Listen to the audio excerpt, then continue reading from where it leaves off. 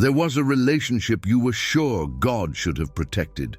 You remember the beginning, how fast everything moved, how every message lit up your screen like a little confirmation, how you thought, finally, this is it. This is the one I've been waiting for. You started praying differently. Lord, bless this, keep this, make this last. Don't let anything ruin this. You weren't reckless. You tried to put God in the center. You talked about faith together. You imagined serving him side by side, building a future that would prove that waiting was worth it. You pictured the photos, the home, the holidays, the life, and you quietly decided that if God really loved you, if he really heard your prayers, this relationship would be the proof. So when cracks started to appear, you didn't panic at first. Every relationship has flaws, you told yourself. Every story has conflict. God can fix anything. You saw jealousy, but called it passion. You felt dismissed, but called it stress. You saw a pattern of words that cut a little too deep, then were followed by, I'm sorry, I just love you so much, I don't want to lose you. You started praying harder. Lord, heal this, change them, change me, show us what we need to do. There were good days that made you feel like everything was fine. There were photos that told a different story than your heart did. You convinced yourself that if you just held on, if you just forgave more quickly, if you just believed more fiercely, this would become the testimony you tell someday. The story of how God came through and rescued your love. So when it ended, when the message came, or the silence stretched, or the fight went too far and something broke that couldn't be patched with another apology, it didn't feel like just a breakup. It felt like God himself had walked out of the room. You had asked him to save this. You had invited him in. You had pleaded, please don't let this fall apart. And yet, there you were, alone with your phone, your memories, and a heart that couldn't understand how something you prayed over so much could still collapse. You replayed everything, the signs you thought you saw, the moments that felt spiritual, the times you both said, God must have brought us together. Were you wrong about all of it? Was it all your imagination? Or worse, did God lead you into something only to abandon you halfway through? You cried until you couldn't. You lay awake at night, scrolling through old conversations, trying to find the exact message where everything started to go wrong. You wondered if you had ruined it somehow. If I had been calmer in that argument, if I had trusted more, if I had forgiven faster, if I had prayed better, you wore the blame like a heavy coat. To others, it looked like a normal breakup. People told you, you'll move on. There are plenty of other people. Time heals. But your soul was wrestling with something deeper. It wasn't just, why did they leave? It was, why did God let them leave when I begged him not to? From your side, it looked like heaven had walked away from the project half finished. From God's side, he was the one who had been gently loosening your grip on something that was never meant to hold all of you. You couldn't see that then. All you could see was an empty space where a future used to be. All you could feel was the sting of a prayer that didn't work. You didn't realize that the same God you thought had ignored you had actually stepped in. Not with the answer you wanted, but with the answer that would eventually save your life, your calling, and the parts of your heart you were about to hand over without knowing what they were worth. In the beginning, you saw things you didn't want to see. They interrupted conversations, little flashes of truth that felt like someone tapping your shoulder and whispering, pay attention. The way their words could switch from sweet to sharp within the same hour.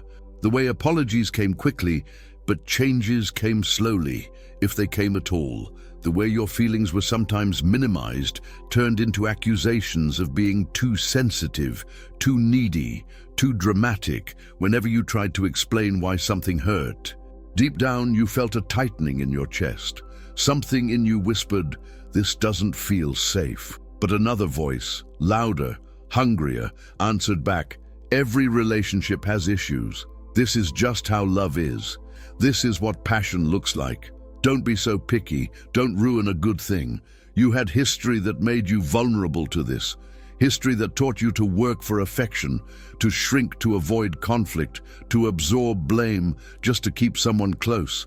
So when the red flags waved, You didn't walk away. You got to work. You tried to outpray them, outlove them, outpatient them.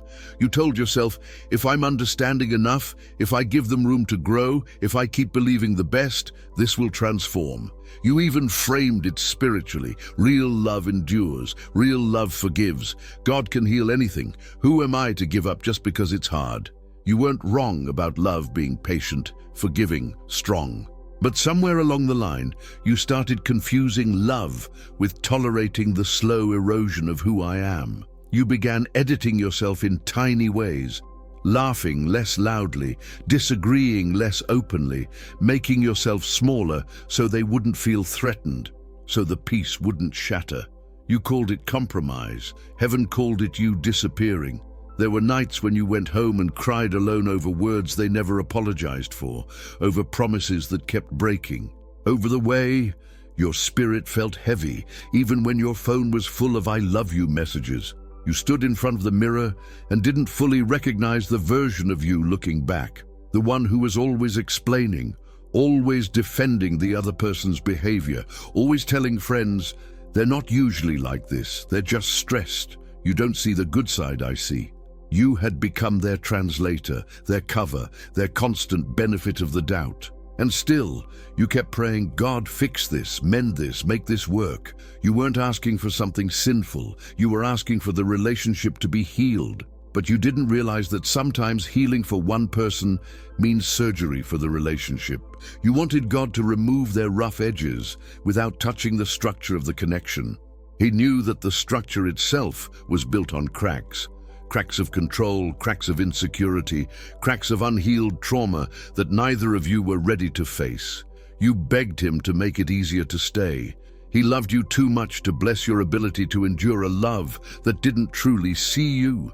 So instead of smoothing every roughness, he allowed the pressure to increase just enough for the truth to break the surface. Arguments escalated instead of resolving. Patterns repeated faster instead of slowing down. Your peace kept shrinking no matter how much you prayed. From your side, it felt like the enemy was attacking your relationship. From heaven's side, God was refusing to disguise warning signs as spiritual warfare. He was letting you feel the full weight of what you were living in, because as long as you could convince yourself it's not that bad, you would keep asking him to sustain something that could not sustain you. There were moments when you tried to leave. You drafted messages, had conversations in your head, imagined the breakup all the way to the end. But then came the soft words, the apologies, the promises. "I'll change. I'll try harder. I'll go to church more. I'll be different this time." You wanted so badly to believe them. You wanted your prayers to finally be rewarded. So you stayed. You stayed when your boundaries were crossed. You stayed when your intuition screamed. You stayed when friends who loved you raised concerns you didn't want to hear. And still, you brought this relationship before God, again and again, like a sacrifice. "Please, Lord, don't let this fail." You were not foolish. You were hopeful. You were loyal. You were doing the best you knew with the tools you had. But the one who knows the end from the beginning was watching you fade. Watching you work overtime to keep something alive that could only live by consuming the parts of you he was trying to heal. From your side, the red flags were inconveniences to pray through. From his side, they were warning lights on the dashboard of your future. And because he loved you, he refused to turn them off just to make the ride feel smoother. He knew that the relationship you were begging him to save was the very thing he would eventually have to remove so that you could be saved. When you prayed for that relationship, you were praying from the middle of a moment, from the butterflies, from the shared playlists, from the long calls at night where everything felt lighter because their voice was there. You saw a snapshot. God saw the film. You saw the next few months, the birthdays, the holidays, the cute photos you could finally post that said, "I'm not alone anymore." He saw 5 years down the line, 10 years down the line, the version of you who would exist if this continued unchecked. He saw the scene where you would cancel plans with friends and family because they didn't like them or feel comfortable with the people who loved you first. He saw the scene where you would stand in the kitchen, hands shaking, trying to keep your voice steady because they had raised theirs one too many times. He saw the scene where you would avoid certain topics entirely because you were tired of being made to feel like you were starting drama just for having needs. He saw the holidays where you would fake a smile in front of others and then cry in the bathroom because the relationship you had worked so hard to preserve still didn't feel like home. He saw the version of you who would constantly second-guess every thought, every emotion, every boundary, because somewhere along the way you had learned that peace in the relationship depended on you never being too much. He saw how much of your calling would be delayed or diluted, the opportunities you would say no to because they felt threatened, the friendships you would quietly abandon because they didn't like how much those people spoke truth to you, the church moments you would skip because they were grumpy or distant or made you feel guilty for wanting to go. You thought this love would carry you toward God. He saw the slow drift away, not all at once, rarely in dramatic rebellion, just small compromises, one after another, until your spiritual life was a shadow of what it used to be. He saw resentment building. He saw how the little jokes about your faith would wear you down, how the constant comparison to others would eat away at the confidence he was trying to grow in you. And he saw the day you would wake up and whisper, "I don't even know who I am anymore." You were not praying for that version of your life, but that is the life he knew was attached to your request. So when you said, "Lord, please don't let this end," he heard the deeper sentence, "Lord, please don't let me feel lonely again. Please don't make me start over. Please don't let all this time and emotion be wasted." And he answered the deeper cry. He refused to anchor your entire future to a love that could not hold the weight of your soul. You saw their potential. He saw their choices. You saw the best side they showed you on certain days. He saw the side they showed others when you weren't there. You saw what they could become if they healed, if they surrendered, if they allowed him to transform them. He saw that he would never force them to choose that. He would invite them, yes. He would pursue them, yes. But he would not override their will to make your relationship work. He saw that you were building your hope on a version of them that existed only in your prayers, not in their actual decisions. And that meant your heart was always living slightly ahead of reality, always in love with what could be instead of what was. He knew how that gap would exhaust you, how you would spend years trying to drag them into a future they were not willing to walk toward, how you would eventually feel like it was your spiritual job to fix another human being. That's not your job. So when things finally cracked and fell apart, when the breakup came with all its messy emotions, all its harsh words, all its unfinished explanations, you felt like your future had been stolen. Heaven knew your future had been rescued from marrying the version of them you only saw in your imagination, rescued from waking up years later with regrets and children caught in the crossfire and a soul that didn't remember who it was before all of this. He saw the friendships you would form when you were free again, the assignments he would entrust to you when your energy was no longer swallowed by constant emotional triage, the healing you would finally seek when you weren't busy patching up someone else's wounds. You didn't know what those future chapters looked like. All you knew was that the chapter you wanted had been ripped from your hands, so you labeled the ending failure. You labeled your prayer ignored. You labeled yourself not worth the miracle. He never agreed with those labels. In his book, that breakup was not the day he abandoned you. It was the day he stepped in and said, "I will not let this become the ceiling over your life. I will not let you give your entire calling, your joy, your voice, to someone who is not ready to treat them as holy. I see a version of you who is not constantly apologizing for existing. I see a version of you who can love without losing themselves. And I love you too much to trade that version for this one." You couldn't see that yet. Your eyes were full of tears, your phone full of memories, your heart full of questions. But the future God saw, the one he was protecting, did not vanish when that relationship ended. If anything, that was the moment it could finally begin. After it ended, you did what broken hearts often do. You turned on yourself. You replayed every conversation, every argument, every day that felt off, looking for the one moment that proved this was all your fault. If I had been less insecure, if I had trusted more, if I hadn't brought up that issue, if I had just been easier to love. You didn't only mourn the loss of the relationship, you mourned the version of yourself you thought you should have been. Their words echoed. The times they said, "You're overreacting. You're too much. You always make everything a big deal." Even after they were gone, their voice kept narrating your story. So when your prayer for the relationship to be saved went unanswered, you quietly translated that silence as, "God must agree with them. Maybe I am too much. Maybe I really am the problem." You looked back at the red flags and blamed yourself for not handling them better. You thought, if I had been holier, more patient, more understanding, maybe they wouldn't have pulled away. Maybe God would have rewarded my faith and fixed everything.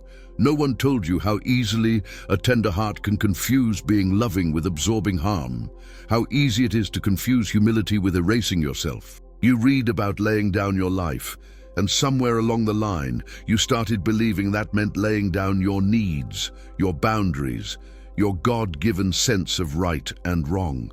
So when the relationship died, you assumed you had failed at love. You did not see that part of God's love for you was refusing to let you succeed at disappearing. He watched every time you felt small and still said, "It's okay, I'll adjust." He watched every time you walked away from an argument feeling like you had gone crazy, because the conversation had twisted so many times you no longer knew what was real. He watched every time you turned your anger inward, because it felt safer than letting it fall on the person who kept hurting you. And he grieved, not because he was disgusted with you, but because he never designed you to live under that kind of weight. He never asked you to be the savior of someone else's story. He never asked you to sacrifice your peace on the altar of keeping the relationship alive. He never asked you to trade your sense of value for the fragile security of not being alone. So while you were asking, "God, what more do I need to do to make this work?" He was whispering, "Child, I am not asking you to do more. I am asking you to stop believing you have to earn what should be freely given." You saw the breakup as proof that you failed the test. Heaven saw it as the moment the test ended, the test where your worth was constantly being graded by one person's wounds, the test where your love had to continually prove itself by surviving things it was never meant to endure, the test where your spiritual maturity was measured by how much mistreatment you could tolerate without walking away. That is not the test of the kingdom. The fruit of the Spirit is not staying where you are, slowly dying so no one can call you selfish. Love is patient, yes. Love is kind, yes. Love does not insist on its own way, but it also does not celebrate your destruction. Real love does not require you to shrink yourself into a version God does not recognize. So when the relationship ended despite your prayers, it was not heaven announcing, "You weren't enough to keep this." It was heaven declaring, "I will not let you keep proving that you will endure anything just to avoid being alone. Your heart is worth more than this constant negotiation. You wept over all the time wasted. Heaven saw time recovered. You mourned the dreams that died. Heaven saw dreams that were finally free to grow in soil where they would not be trampled. You stared at old photos and thought, how could God let something that looked this good end so badly? Heaven answered, if you could see what it would have looked like 10 years from now, you would thank me for ending it when I did. This is not God shaming you for staying as long as you did. He knows why you stayed. He knows the old stories that taught you love is something you hold on to even when it's hurting you. He knows the loneliness that wrapped around you at night and whispered, it's better than nothing. He knows you did the best you could with what you believed about yourself, and now He is rewriting those beliefs. He's standing in the middle of that breakup memory, not as the distant judge who ruled against your relationship, but as the father who knelt beside you on the floor of that room while you tried to breathe through the first nights alone. He's saying, "I did not leave you because this ended. I stayed. I stayed when you felt humiliated. I stayed when you felt replaced. I stayed when you thought you had failed at being lovable. I stayed because my involvement in your life was never dependent on this relationship surviving. And I need you to stop writing the story as if my no to this relationship was my no to you. You were not rejected by heaven. You were protected by heaven. Protected from building your identity around a love that could not see you clearly. Protected from a future where your children might have had to learn the same warped definitions of love you were already carrying. Protected from waking up one day and realizing that the person you became to keep this alive looked nothing like the person God dreamed of when He formed you. The breakup was not evidence that your prayer failed. It was evidence that God refused to answer your prayer in a way that would have cost you far more than loneliness ever could.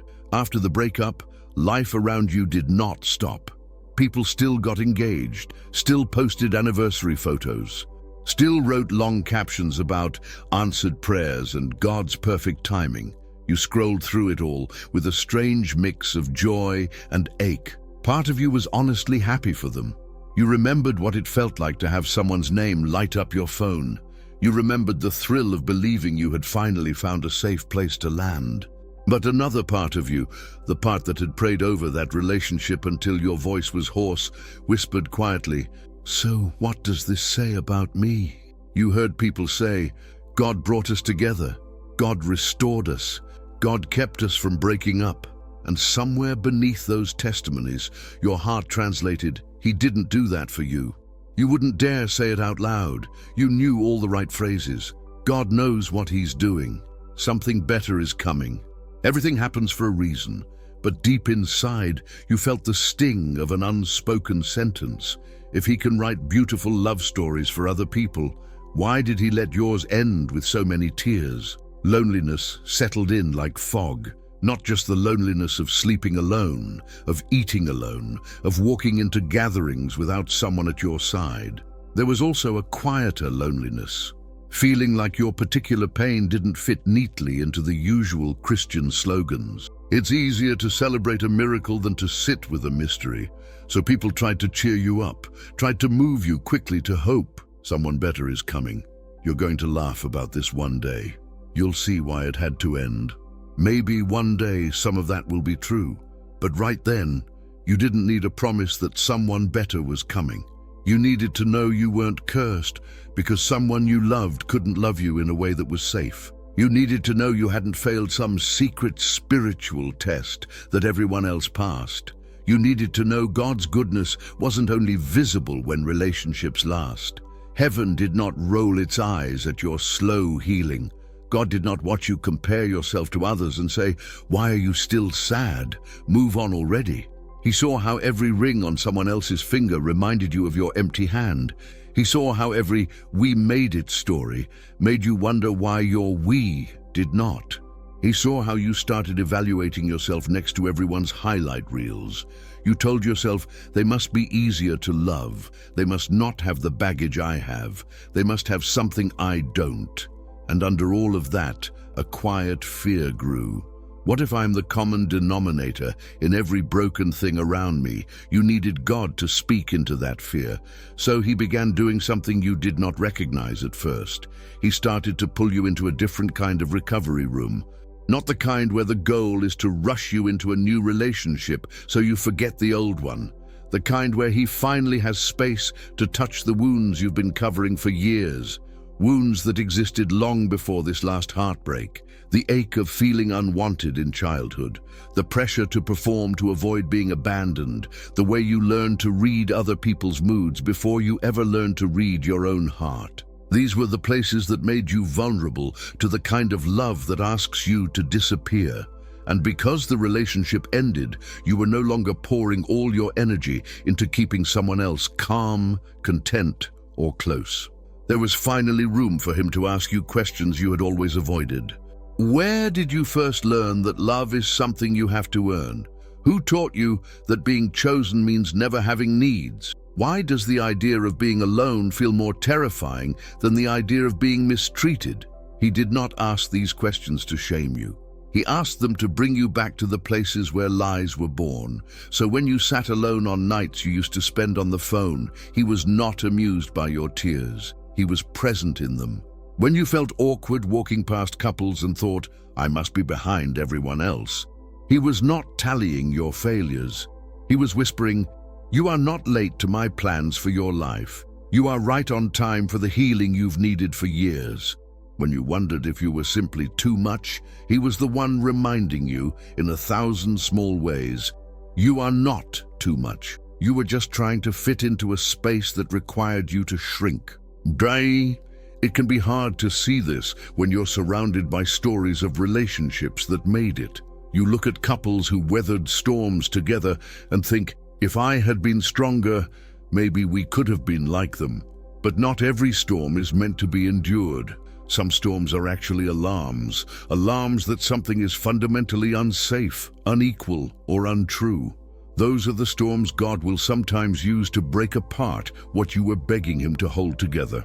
So while you sat there feeling like the only one whose love story failed, heaven was not writing failure over your name.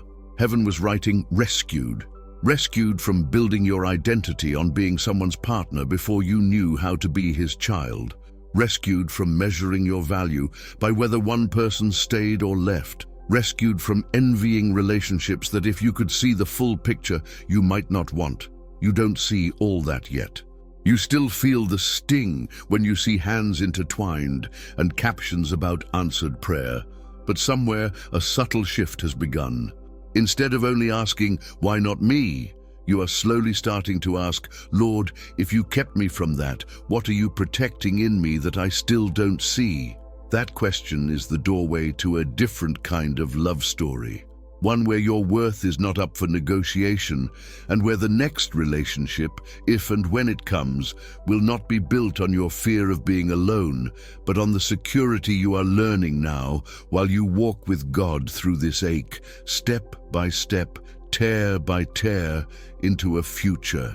He did not steal from you, but guarded for you when he let this one end. It didn't happen all at once.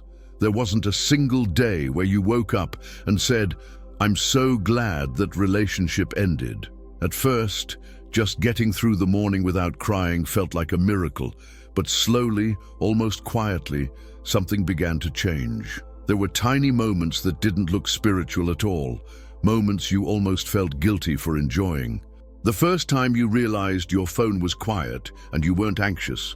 No flood of messages demanding an immediate reply, no sudden shift in tone that left you wondering what you had done wrong. Just silence. And for a second, it felt like peace instead of emptiness. You stood in the kitchen or sat in your car and felt your shoulders drop a little lower. You could breathe without bracing.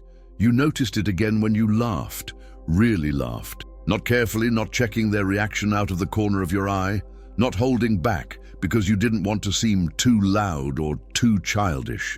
You laughed in the presence of people who weren't keeping score. And afterward, on the way home, you thought, I forgot I sounded like that. There were other small clues. You said no to something without feeling terror, no to a plan, no to a favor, no to a situation that would have crossed your boundaries. And the world did not collapse. No one punished you with silence. No one accused you of being selfish. No one weaponized your no and turned it into proof that you didn't really care. You began to realize how often love had meant saying yes to things that made you disappear. You noticed that your friends felt safer now. You could tell the truth about your day without editing details to protect someone else's image. You could admit you were hurting without being told you were overreacting. You could be messy without the constant fear that your humanity would be used against you later. And then there were the stories. Little bits of information that drifted back to you about things that happened after you left. Patterns that continued with other people. Behaviors that escalated once you were no longer there to absorb the impact. Words spoken about you that confirmed what you always felt but couldn't prove. At first, those stories hurt. You thought, was it all a lie? Did anything I experienced mean what I thought it did? But slowly, the pain started to share space with something else. Clarity. Because for the first time, you were seeing what your heart had been sensing all along. Not through the filter of apology and temporary affection, but through actions that kept repeating no matter who was standing in front of them. You realized you hadn't imagined it. You hadn't been too sensitive. You had been experiencing a reality your spirit tried to name, even when your mind wasn't ready to. And underneath that realization, another quiet truth surfaced. If I was still there, this would be my life. The arguments, the manipulation, the constant questioning of your own sanity, the pressure to hold everything together with your prayers, your patience, your silence. You pictured the version of you who would have been living inside those scenes. Tired, on edge, always careful, always afraid of being too much or not enough. And for a moment, even if you didn't say it out loud, your heart whispered, "Thank you, God, that I am not living that right now." You almost felt guilty for thinking it. You felt disloyal for seeing any good in the ending. But heaven was not offended by your relief. Heaven was showing you what he had seen from the beginning. You started to notice God's fingerprints in places that once felt like pure coincidence. The timing of that final argument, the way a truth came out you never would have discovered otherwise. The conversation with a friend that gave you the courage to follow through when you usually would have folded. You looked back and saw how many tiny threads had to line up for you to actually let go. You had tried before. You had attempted to break it off, only to be pulled back by apologies, memories, or your own fear of being alone. But that time, it held.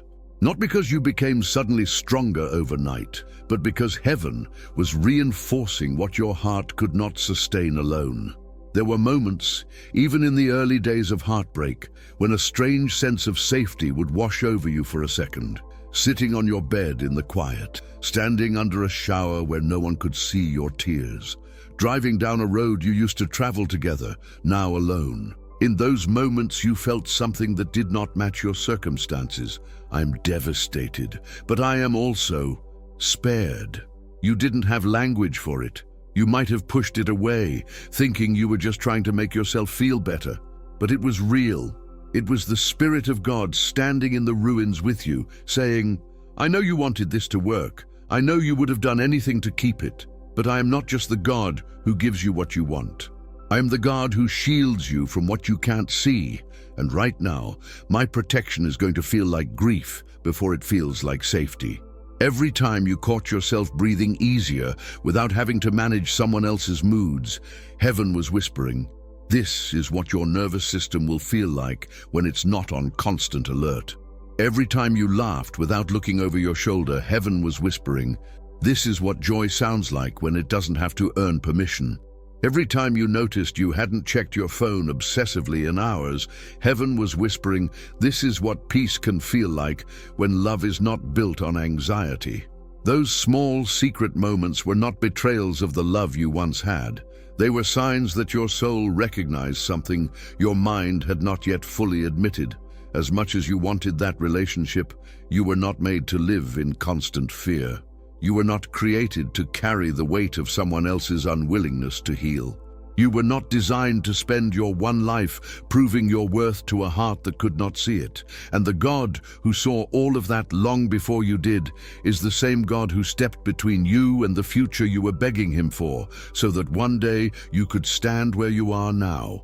Still healing, still human, but slowly realizing that the relationship he didn't let work out may be the very reason you are still able to become who you were always meant to be.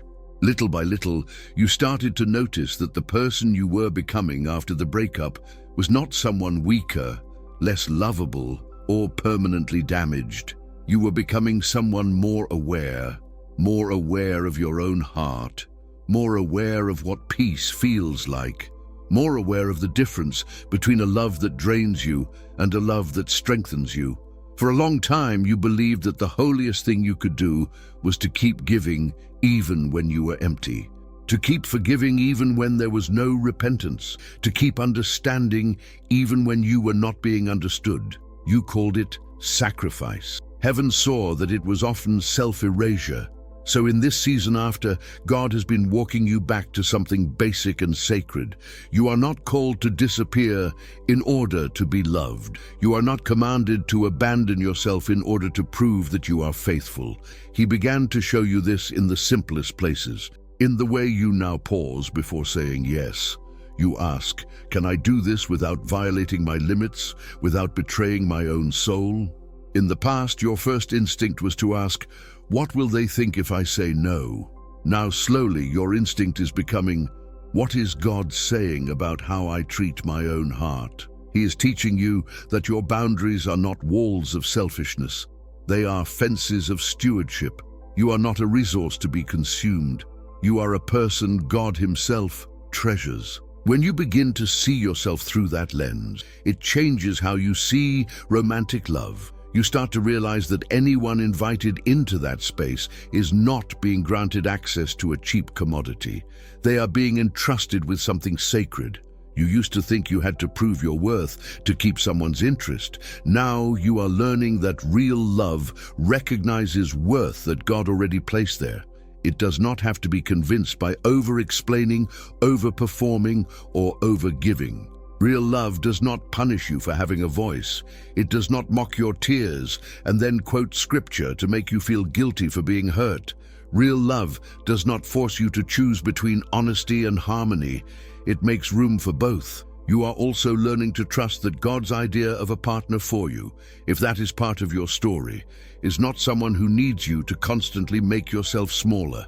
Someone who only feels big if you feel small. Someone whose security depends on your silence. He is not cruel. He will not lead you out of one form of bondage just to throw you into another.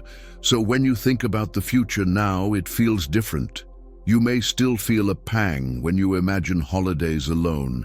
You may still ache when you see images of couples growing old together. Those desires are not wrong, but you are no longer willing to fulfill them at any cost. You are learning to pray new kinds of prayers over your future relationships.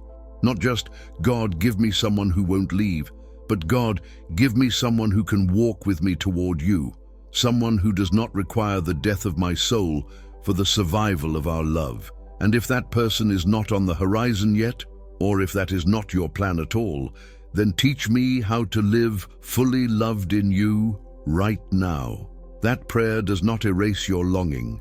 It roots your longing in a different soil, not in desperation, but in trust. Trust that you are not being punished with singleness or punished with a closed door. Trust that God is not dangling love in front of you like a prize for good behavior. Trust that if He blocked this last relationship, it was because He is more committed to your wholeness than to your image of what a complete life should look like. You begin to see His fingerprints even in the quietest choices. In the days when you choose rest over chasing someone's attention. In the moments when you choose truth over keeping a false peace. In the conversations where you honor your own heart instead of automatically agreeing to whatever is easiest. These are small, sacred revolutions. They are signs that you are no longer willing to betray yourself for the illusion of being loved. Heaven celebrates that, because every time you choose truth over pretense, you are aligning more with the way God loves you, fully aware, without manipulation, without conditions that require you to be less than who you are. You may still worry quietly, what if I never find someone who can love me like that? And God meets that question not with a quick promise of a name and a date, but with Himself. He reminds you that your first great love story was never meant to be your romance with another human. It was always meant to be your rescue into His. The relationship He didn't let work out has become the classroom where you are learning what love really is. Not love that demands your silence, but love that invites your voice. Not love that survives by erasing you, but love that thrives by seeing you clearly. And as you learn to receive that kind of love from Him, You are being prepared for any love he may bring in the future, not as someone desperate to be chosen at any price, but as someone who already knows they are chosen by the one who broke things off, not to leave them empty, but to make room for a life where they never have to lose themselves to be loved again. Long before this relationship, you prayed prayers you barely remember now. They didn't sound romantic. They didn't mention names, dates, or details. They sounded like this: God, don't let me waste my life. Protect me from myself. Don't let me repeat cycles I saw growing up. Keep me close to you, whatever it takes. You prayed them in youth services, in quiet moments after worship, in journal entries you later forgot you wrote. Those prayers went into God's hands and stayed there. So when you stepped into this relationship, you didn't realize you were walking into a space where those old prayers would collide with your new request. Let this work. Let this last. Don't let this end. To you, they were separate. To heaven, they were deeply connected, because God cannot answer, "Don't let me waste my life and let me stay in any love I choose," at the same time when the love you chose would have led you into slow destruction. He cannot honor, "Keep me close to you and bless whatever I cling to, even if it pulls me away from you," as if they were the same prayer. So he listened to both. He listened to the cry of your present, terrified of being alone. He also listened to the cry of your past, begging him to break generational patterns, to rewrite your story, to do something different with you. And in his wisdom, he chose to answer the deeper one. He heard you say, "Please don't let me end up in the same kind of relationship I grew up watching," the kind where one person disappears to keep fake peace. So when this connection started to move in that direction, he did not step back and say, "Well, you chose it, so I'll just bless it." He stepped in and let it crumble. You saw the breakup as the collapse of your prayer life. He saw it as the fulfillment of prayers you had prayed for years. Break the cycle.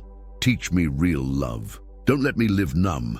Do whatever you have to do to protect my future. He was doing that, just not in the way you wrote in your plans. Inside your request for that relationship to survive, he heard you saying, "I don't want to feel pain again. I don't want to face my loneliness. I don't want to confront the parts of me that are afraid to be alone with God." Those longings are understandable. He did not despise them, but he knew that if he simply granted you relief by preserving this relationship, he would be leaving deeper wounds untouched.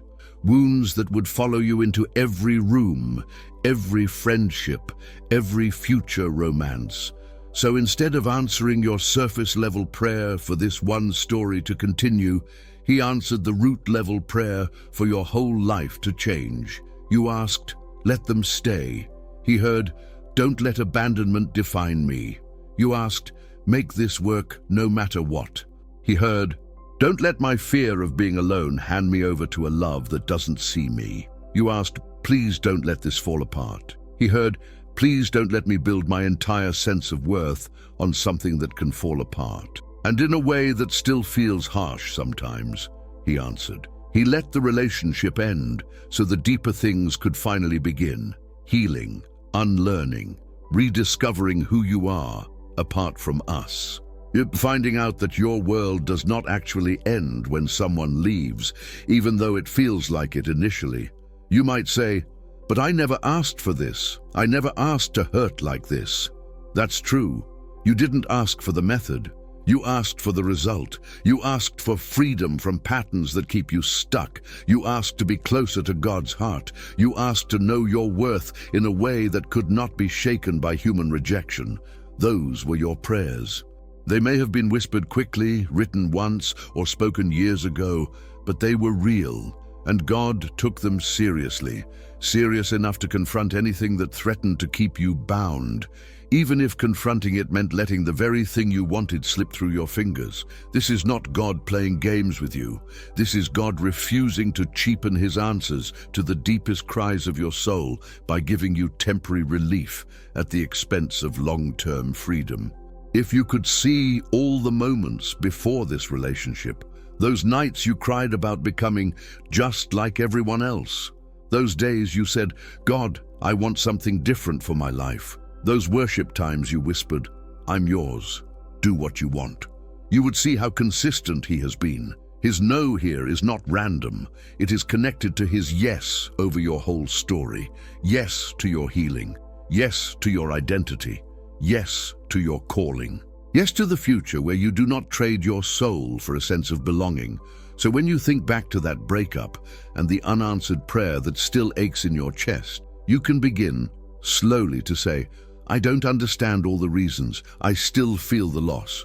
But I choose to believe that somewhere inside that no was a very loud yes. Yes to the person I am becoming. Yes to the freedom I secretly longed for. Yes to the future I begged God for on nights I barely remember. And if this is what it looks like for him to answer the deeper prayers of my heart, then I am not abandoned. I am being protected by prayers I didn't even know he heard. For a long time, the story you told yourself about that relationship went something like this. I met someone, I loved them, I prayed for us. It still ended, so either I failed or God didn't care. That was the summary you carried in your chest every time the memory surfaced. You wore it quietly like a sentence over your own life. It affected more than just how you saw romance. It colored how you saw God, because if he let you love this deeply, let you hope this fiercely, let you pray this honestly and still let it fall apart, then what did that say about his heart? You wouldn't write it in your journal, but deep down, you began to see him as someone who stands back with folded arms and watches you learn lessons from the wreckage. But that is not who he is. So now, he is inviting you to rewrite the story, not by changing the facts, but by seeing the facts through his eyes. The story does not begin with, I met someone. It begins with, God has been pursuing my heart since long before I knew what love was. It continues, he watched me grow up absorbing ideas about love and worth that weren't true. He saw the loneliness, the hunger to be chosen, the fear of being left behind. He heard vows I made to myself in secret. I'll never be alone again. I'll do whatever it takes to keep someone. I won't be the one who gets left. Then, later in the story, a relationship entered my life at the exact intersection of those unhealed places. It felt like relief. It felt like answered prayer. It felt like proof that maybe I wasn't as unlovable as I feared. I poured my heart into it. I prayed over it with every tool I knew. And God did not laugh at those prayers. He did not dismiss them as childish or foolish. He received them with the same tenderness he receives every cry from his children. You are allowed to write that. You are allowed to acknowledge that God was present not just in the ending, but in the beginning. Not endorsing every choice, but never leaving you alone in them. You can also add, as the relationship went on, God tried to speak to me. Through the discomfort in my own spirit, through friends who saw things I did not want to see, through moments of quiet where I knew deep down this was costing me more than it should. I didn't always listen. Sometimes I whispered, I'd rather have this than nothing. Sometimes I called the warning signs normal problems. Sometimes I used my prayers as a way to drown out the still, small voice telling me the truth. That part is not condemnation. It's clarity. Then you can write, when I asked God to save us no matter what, he looked at the no matter what and saw my soul on the other side. He saw the version of me who would have lost my own voice, my calling, my joy, in the name of keeping something that could not bear the weight I was putting on it. So his answer to my prayer was painful mercy. He let it end. Not because I was unworthy of love, not because I prayed wrong, not because he delights in watching me hurt. He let it end because he refused to fulfill my request in a way that would violate the deeper prayers he and I had already agreed on, that my life would not be wasted, that cycles would be broken, that I would belong to him before I belonged to anyone else. You are rewriting the story from God took my one chance at love to God removed the thing I had turned into my only chance at safety, so he could show me that he himself is my safety. Odi, this is not about turning your ex into a villain or yourself into a flawless victim. It is about recognizing what was true. You loved as well as you knew how. You stayed longer than was wise because leaving felt like losing yourself. You prayed with a sincere heart for something that could not be healthy without a level of transformation that was not happening. And God, who loves both you and them, chose to allow separation while He continues to work on each story individually. You don't have to know what He is doing in them. You don't have to monitor their growth, their remorse, their future. Your story with God is not held hostage by their process. What matters now is what you let this story mean about you and about Him. You can cling to the old narrative, I wanted love, God withheld it, I am broken. Or you can slowly accept this truer one, I wanted love. God said no to a version of love that would have broken me. He is not done writing. The ending of that relationship was not the ending of my story. It was the moment another chapter opened, one where I begin to live, not as the one who was rejected, but as the one who was rescued. This doesn't erase the grief. It doesn't mean you stop missing the good moments you shared. It doesn't mean you suddenly feel nothing when certain songs play or certain memories return. It means that when they return, you have a new way to answer them. You can whisper, yes, I loved. Yes, I lost. But no, that loss is not proof that God failed me. It is proof that He stepped in exactly when I could not see what He was saving me from. There will come a day when this relationship is not the center of your story anymore. It will still be part of it. It will still have shaped you. You will still remember the jokes, the places, the moments that made you smile, and the ones that made you feel very small. But it will no longer be the chapter that tells you who you are. Right now, it can feel like everything is divided into before them and after them. Before them, you were lonely but hopeful. After them, you feel bruised and unsure. You look at your own heart and wonder, will I ever trust like that again? Will I ever love like that again? Did something in me break that will never fully heal? Heaven looks at you and answers gently, you will not trust like that again. Not because you are ruined, but because you are wiser. You will not love like that again, not because your love has run out, but because it is being purified. There is a version of trust that ignores all warning signs and calls it faith. There is a version of love that abandons self-respect and calls it sacrifice. Those were the versions you knew. God is teaching you another way, a trust that can see red flags and still believe in redemption without volunteering to be crushed. A love that is willing to endure discomfort for another's good, without agreeing to become their punching bag, their therapist, their only source of stability. He is teaching you to distinguish between carrying someone in prayer and carrying their entire life on your shoulders. That lesson is part of why He did not let this relationship work out, because if it had, you would have taken the same patterns into the next decade of your life and called them godly. You would have pointed to your scars and said, this is what true love costs, without realizing how much of that cost God never asked you to pay. But now, you are seeing more clearly. You are seeing how He met you in the beginning, in the middle, in the end. He met you when you first prayed, hands trembling with hope, asking Him to bless this story. He met you when you clung to something He was gently loosening, catching every tear as you said, please don't take this away. He met you in the silence after the last goodbye, when you thought you were talking to the ceiling, and He was actually closer than your own thoughts. He never stopped leaning in. He never stopped counting your tears as if they mattered.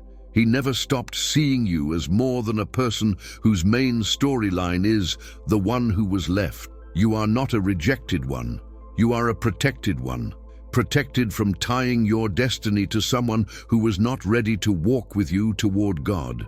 Protected from shrinking yourself to fit a role God never wrote for you. Protected from believing that the way they saw you is the way heaven sees you. The breakup did not interrupt your calling. It interrupted your attempt to build a calling around someone else's willingness to stay. That is grace in disguise. So what happens now? Now you heal. Not by pretending you never cared, but by bringing to God every unfinished sentence. Why didn't you step in sooner? Why did you let me love this much if it was going to end? Why do I still miss someone who wasn't good for me? You can ask all of that. You can bring him the version of you who still checks their profile sometimes, who still imagines different endings, who still goes silent when weddings and anniversaries are celebrated around you. He is not exhausted by your slow process. He is not impatiently tapping his foot, waiting for you to get over it. He is a father sitting in the hallway with a child who has just watched their favorite thing break on the floor. He doesn't tell you, "It was just a toy, move on." He sits with you while you cry over the pieces. Then, little by little, he begins to show you what he can build with empty hands. He starts to fill your days with things you never had time for when all your energy was going into keeping someone happy. He starts to surround you with people who see you without needing to own you. He starts to speak into dreams you buried because they didn't fit into the life you thought you had to preserve. You will start to feel something unfamiliar, not the rush of infatuation, not the adrenaline of drama, but a deeper, quieter feeling. I am allowed to exist fully without earning my place. That sense is the beginning of a new story. A story where, if love comes again, it will find you standing on solid ground, knowing your worth, knowing your God, knowing that no human presence is allowed to take the place of the one who pulled you out of what you were calling your only chance at happiness. And even if no new relationship appears for a long time or ever, you will not have wasted this pain, because you will have learned the most important thing, that you are not at the mercy of who stays and who leaves. You are held by a God who has already shown you that he is willing to let you be misunderstood, let you be angry, let you grieve, if that is what it takes to keep you from a life that would have slowly unmade you. So tonight, if you feel that ache again, if your chest tightens with memories and questions, you can pray differently. You can say, "Lord, you know I still feel this. You know I still miss what I had and what I imagined. But I am choosing to trust that you did not take something good for no reason. You rescued me from a future I could not see. Teach me to see myself the way you see me. Heal the part of me that believes I was not enough. And when love comes again, in any form, let it be the kind that does not ask me to disappear." And if you need a place to be reminded of this again and again, you are welcome to stay close here. Come back to words that speak to the part of you that still wonders if you were the problem. Come back to reminders that you were not discarded, you were defended. Come back to this space, to this gentle frequency of heaven speaking over your life. Stay close to what God is saying to you through divine frequency. If these words find you in your own heartbreak, you are invited to walk with us here, to listen, to breathe, to heal, to grow into the person you were always meant to be, knowing that the relationship God didn't let work out was never the end of your story. It was the mercy that opened the way for the rest of it to truly begin.